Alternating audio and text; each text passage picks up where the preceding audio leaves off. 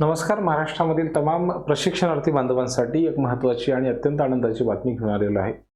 यापूर्वी आपणा सर्वांना माहिती आहे की रोजगार देणारं पत्र हे विविध जिल्ह्यांमध्ये निर्गमित होताना आपल्याला दिसत आहे. परंतु त्यामध्ये आउटसोर्सिंगच्या माध्यमातून ही पदं भरण्यात यावी अशा पद्धतीची जी आदेश आहेत ते निर्गमित करण्यात आलेले होते. परंतु आता जे पत्र निघालेलं आहे या पत्रामध्ये थेट शासकीय स्वरूपामध्ये जे काही कंत्राटी पदभरती होते त्यामध्ये प्रशिक्षणार्थ्यांना संधी किंवा प्राधान्यक्रम देण्यात यावा अशा पद्धतीचं पत्र निर्गमित झालेलं आहे.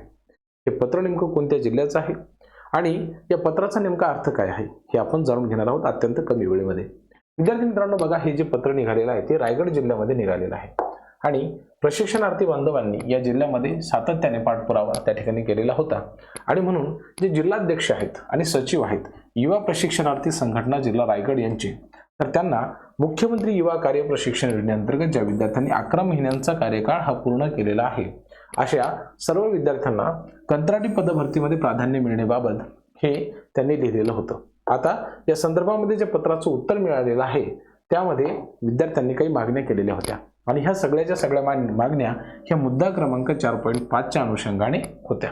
आता हा जो शासन निर्णय होता तुम्हाला सर्वांना माहिती असेल की 4 जुलै 2024 रोजी हा शासन निर्णय निर्गमित झालेला होता. त्यामध्ये मुद्दा क्रमांक 4.5 हा आहे.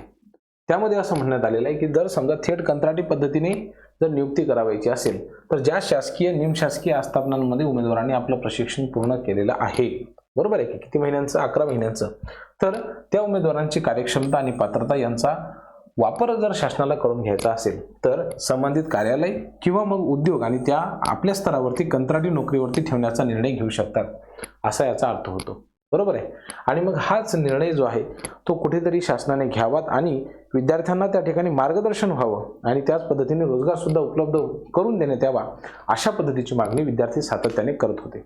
त्याचबरोबर जे काही अनुभव प्रमाणपत्र हे विद्यार्थ्यांना मिळालेलं आहे ते सुद्धा ग्राह्य धरण्यात यावं आणि त्याचा फायदा सगळ्याच्या सगळ्या विद्यार्थ्यांना व्हावा. म्हणजे कंत्राटी पदभरतीसाठी जे काही अनुभव प्रमाणपत्र आहे तर ते पूर्णच्या पूर्ण वैध आणि ग्राह्य धरलेलं असेल अशाही पद्धतीचं या ठिकाणी आदेश या ठिकाणी देण्यात आलेले आहेत.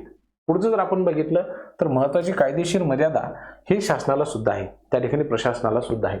म्हणजे त्यांनी काय म्हटलेलं आहे की जर समजा एखाद्या विद्यार्थ्याला अटी आणि शर्तीनुसार प्रशिक्षण कालावधी संपल्याच्या नंतर एखाद्या आस्थापनेला रुजू करून घ्यावायचं असेल तर अडचण कुठे येते बघा तुम्ही विद्यार्थी मित्रांनो, शासनाला कायमस्वरूपी करता येत नाही, म्हणजे डायरेक्ट परमनंट करता येत नाही, परंतु त्यांना कंत्राटी पद्धतीने मात्र 100% घेतलं जाऊ शकतं. आणि म्हणून बघा या ठिकाणी काय लिहिलेलं आहे की कंत्राटी नोकरीसाठी या अनुभवाचा विचार केला जाऊ शकतो आणि म्हणून त्यासाठी उमेदवारांनी काय करायचं आहे, स्वतः संबंधित विभागाकडे, उदाहरणार्थ जिल्हा परिषद असेल किंवा ज्या ज्या स्थापनेमध्ये तुम्ही प्रशिक्षण पूर्ण केलेलं आहे त्या स्थापनेमध्ये विद्यार्थ्यांनी काय करायचं की स्वतः एक अर्ज करायचा आहे आणि मग तो जो काही अर्ज तुम्ही द्याल तर त्या अर्जाची योग्य ती नोंद घेण्यात येईल आणि मग सदर विषयावर वरील प्रमाणे आवश्यक ती माहिती आणि दिशा अवगत करण्यात आली असल्याने आपला हा जो अर्ज होता तो कार्यालय स्तरावरती निकाली ठेवण्यात येत आहे आणि ह्याच्यावरती जे काही स्वाक्षरी आहे तर ते सन्माननीय निवासी उपजिल्हाधिकारी रायगड जिल्हा अलिबाग यांची त्या ठिकाणी आहे. आणि म्हणून कुठेतरी विद्यार्थ्यांचं हे जे प्रमाणपत्र तुम्हाला मिळालेलं आहे, जे 11 महिन्यांचं प्रशिक्षण तुम्ही पूर्ण केलेलं आहे त्या प्रशिक्षणाचा फायदा तुम्हाला थेट शासकीय कंत्राटी पद्धतीने होऊ शकतो. सोबतच जे काही प्रमाणपत्र तुम्हाला मिळालेलं आहे ते प्रमाणपत्र सुद्धा तुम्हाला त्या ठिकाणी वापरता येणार आहे. अशा अत्यंत महत्त्वाचं पत्र हे रायगड जिल्ह्यामध्ये निर्गमित झालेलं आहे. अशाच प्रकारचं पत्र हे तुम्हाला सुद्धा तुमच्या जिल्ह्यामध्ये काढता येऊ शकतं. त्यासाठी तुम्हाला कौशल्य विभाग आणि जिल्हाधिकारी कार्यालय यांच्याकडे सातत्याने पाठपुरावा करणं हे खूप आवश्यक आहे. या अनुषंगाने तुम्ही सर्वांनी तयारी केली पाहिजे आणि रोजगार मिळवण्यासाठी स्वतः प्रयत्न केले पाहिजेत. म्हणून तुम्हाला जर या संदर्भामध्ये काही तांत्रिक सहाय्य लागत असेल किंवा काही अडचण असेल तर ते तुम्ही कमेंट बॉक्सच्या स्वरूपामध्ये लिहू शकता. निश्चित या कमेंट्सचा विचार करून आम्ही तुम्हाला ती माहिती देण्याचा निश्चितपणाने प्रयत्न करू. खूप खूप धन्यवाद.